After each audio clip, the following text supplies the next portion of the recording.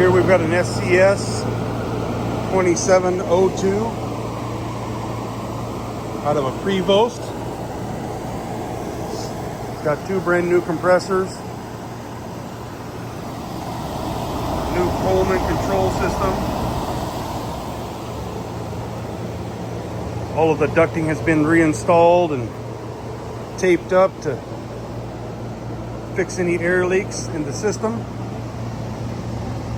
As you can see, we've got about a 13-degree differential, and according to SCS's manufacturer literature, that's right on spec. Here's the Coleman control system that was installed. Brand new control board, compressor relays, power input. Compressor's drawing 5.7 amps currently on compressor 1.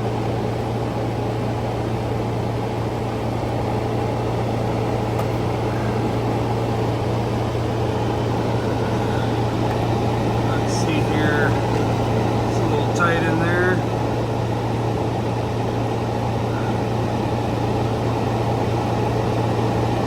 Compressor 2 sitting at 5.9.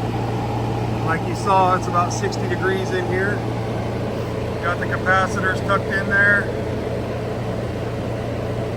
It's kind of a tight space, but I got it to work.